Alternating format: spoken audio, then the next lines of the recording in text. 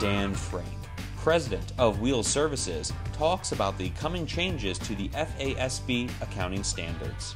What's going on from a big picture is that we're trying to converge the U.S. standards, or U.S. GAAP, with IFRS, which is the international standard, so that there's a single set of financial statements that investors, employees, lenders can look at and understand the nature of and performance of the company, rather than having different standards and having to understand what these different statements say.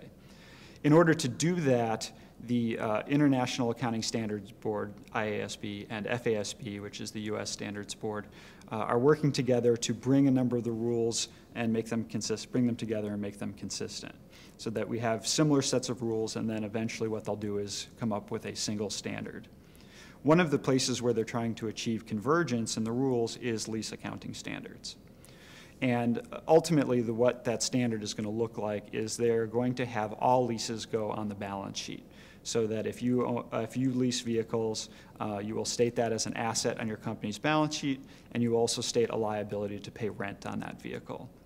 It will be fairly straightforward. The important thing to understand in this is it's all still just accounting. So it has no effect on the economics of the transaction.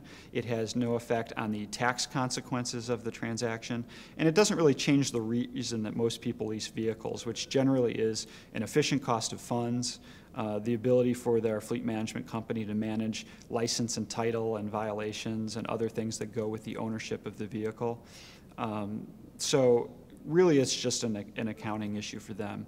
And I think the fleet management companies will do what they can to make the reporting that they need to do the accounting straightforward and easy.